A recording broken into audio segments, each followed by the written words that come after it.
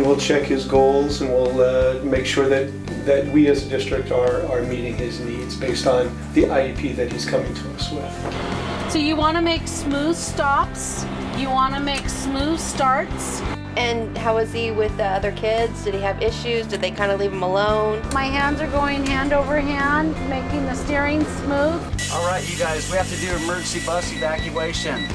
We're going to start from the front and work our way back. I'm going to help Brendan right here with his stuff, and we're going to come right out this way, and the rest of you all follow me, please.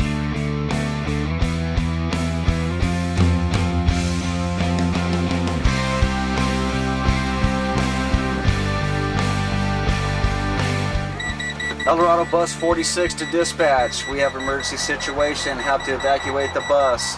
The students are standing by, evacuated. Repeat, emergency evacuation has been done. Students are off the side. Transporting students with physical, mental, emotional, and learning disabilities can be an extremely difficult job. It's a job that requires physical and mental skills. It's a job that requires you to drive the bus in a manner that keeps students comfortable and safe. It's a job in which the students look up to you as a role model, a teacher, and a friend. It's a job in which constant communication can be critical to the students' well-being. It's a job in which all students on the bus look to you, the special needs bus driver, to establish routine, safety, and a carefree ride to their destination. Did we say this is a demanding job? In this video, we are going to cover these topics. We want to paint a broad picture of what a special needs driver will need to know when transporting special needs students. As you can see, we have a lot to cover, so let's jump right into the first section of the video where we will cover the roles and responsibilities of the special education bus driver.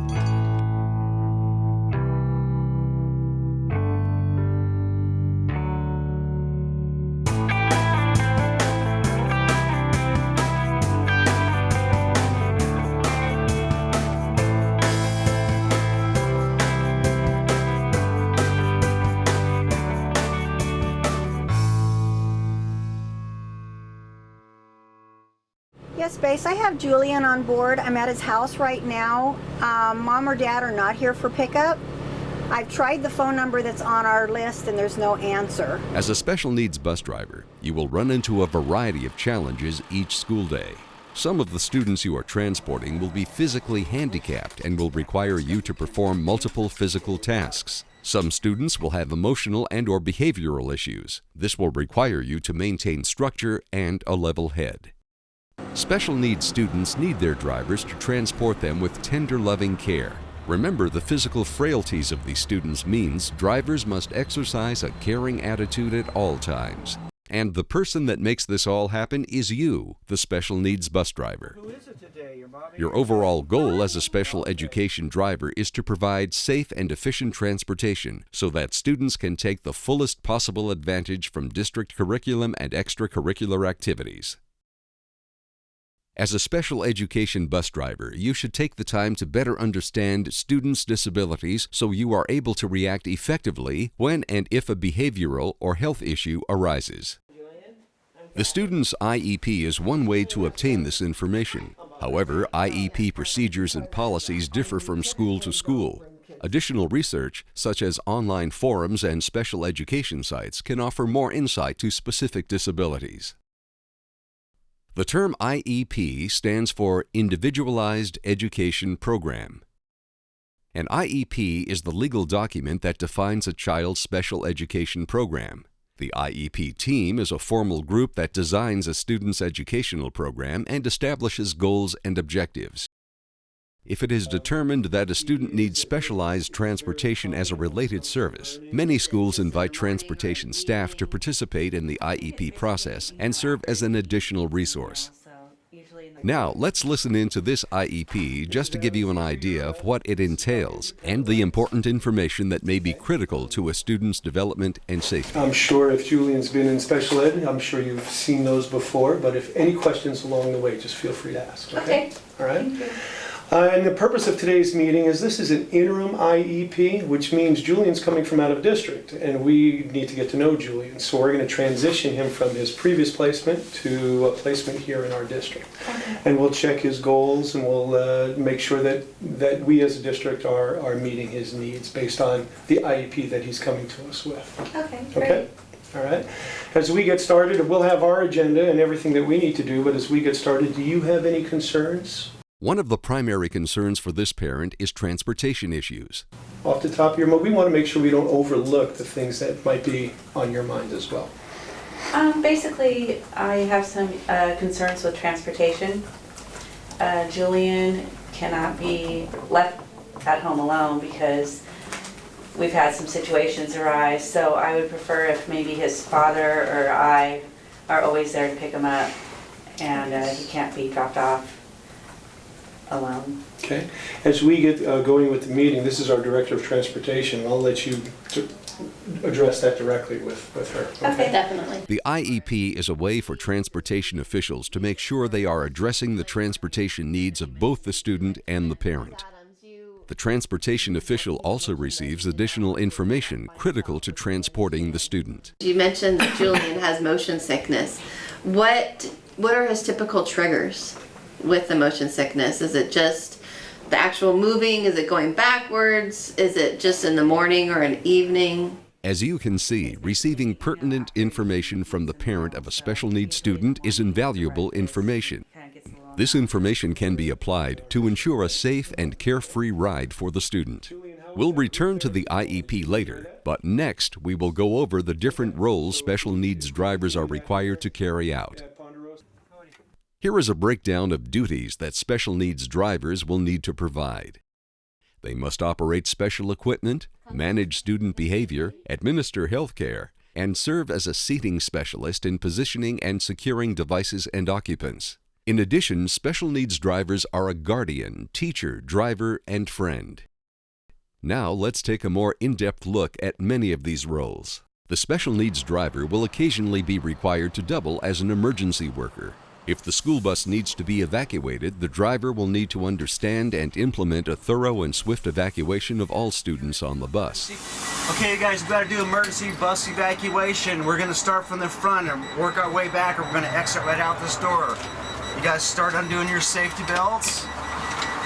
Brendan and nurse are first. Come on out. Wheelchair students obviously are going to take more effort and time to unload, so a seating chart should be created to allow for the most efficient type of evacuation. Special needs bus drivers are also parents and rule enforcers. They are responsible for maintaining student behavior on the school bus.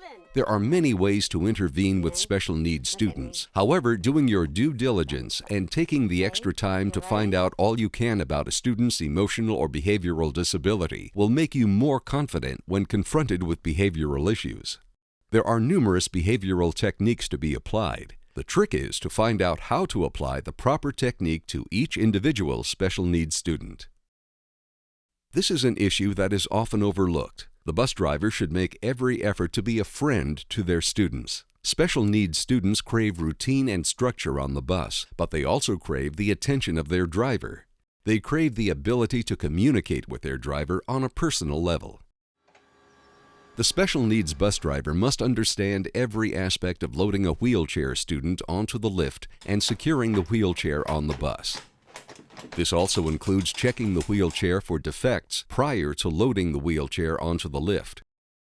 Also keep in mind that wheelchair configurations vary greatly, and so do the securement systems used to tie down the wheelchairs. And a must for every driver, make sure you understand the guidelines of your district when loading students and tying down their wheelchairs. Here is another important safety reminder. When dropping off or picking up students, you will need to deploy the lift. Be very aware of the environment around the lift when it's deployed.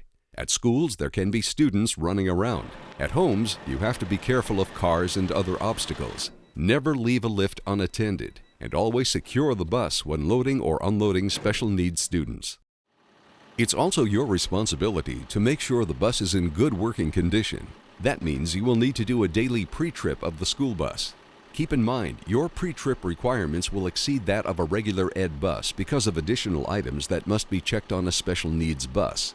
These include the wheelchair lift, wheelchair tie-downs, and much more. Remember, it's important to be extremely thorough when pre-tripping the special needs bus.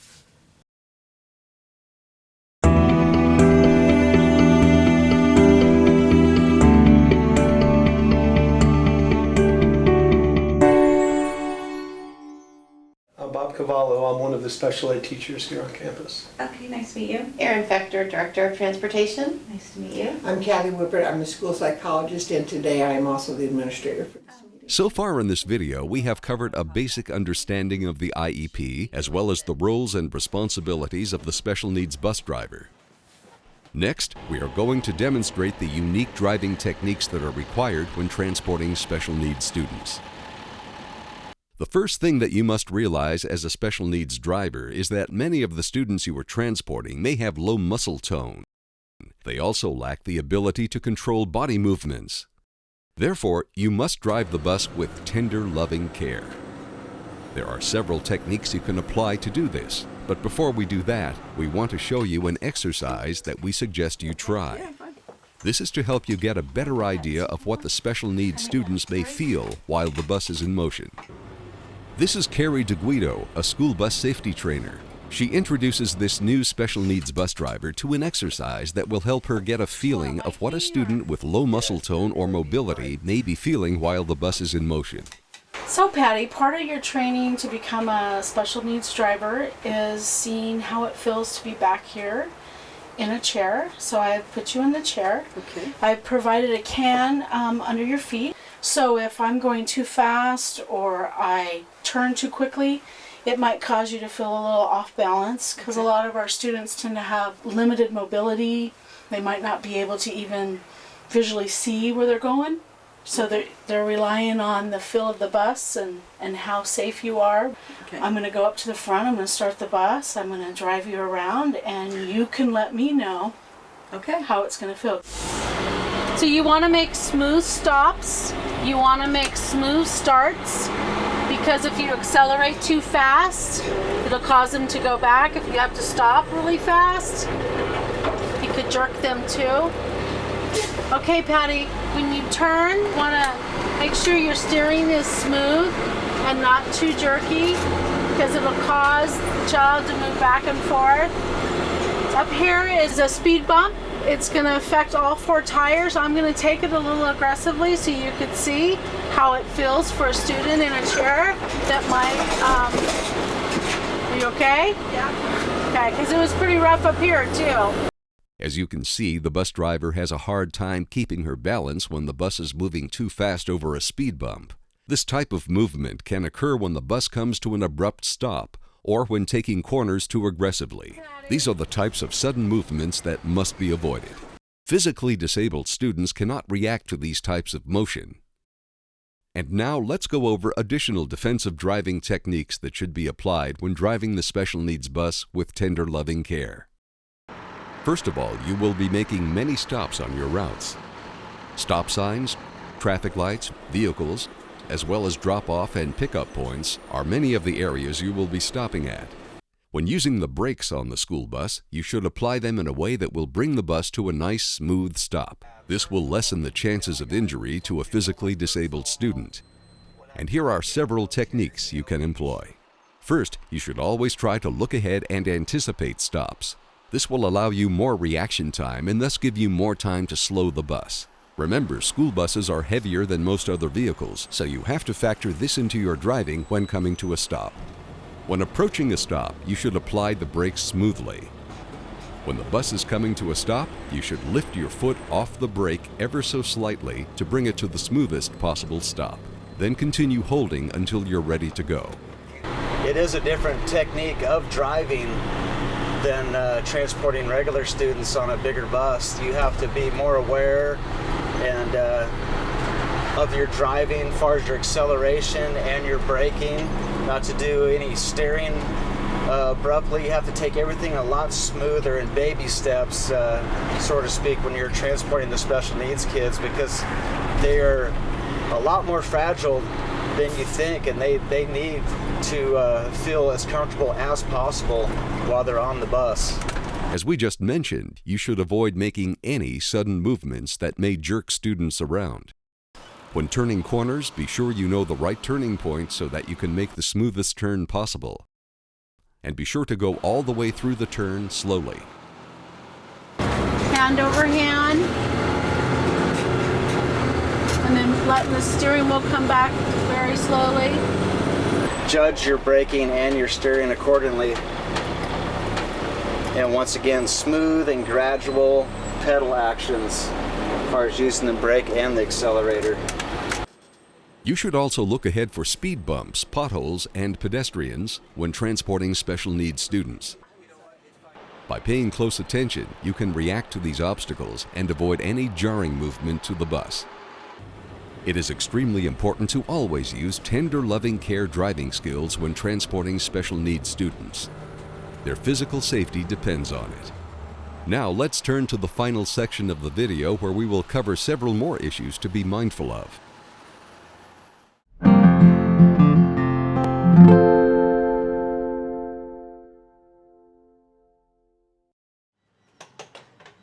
So far, we have gone over a lot of information as well as several practices and techniques for special needs bus drivers to apply. Here are several other important issues to consider. One of these is the issue of a student whose parents have not shown up to pick up their special needs child. Here are several options that can be used. The first option is for the driver to call dispatch and have dispatch call the home of the student. Base, this is 46. This is Base, go ahead. Yes, Base, I have Julian on board. I'm at his house right now. Mom or Dad are not here for pickup. I've tried the phone number that's on our list and there's no answer.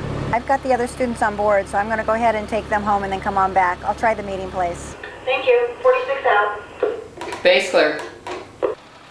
The second option is to drive to a pre-arranged site that parents and school officials agree upon in the event that no one is available to meet the student at their original drop-off point. Hi, this is Cindy. I'm Julian's driver. We are at the meeting place right now. There was no one at your house, so we are at the meeting place. If you get this message, can you give us a call as soon as possible? We're going to go back to the house and hopefully somebody will be there to pick them up. The third option before taking the student back to school is to circle back to the student's original drop-off point. Do this after completing your route. 46 to Base. This is Base, go ahead. Base, this is 46 again. Have you been able to contact Julian's parents yet? Negative, there's been no response. All right, I've already dropped off the other students and this is my second time back. I went to the meeting place, but there was no one there either. Could you possibly call the work number?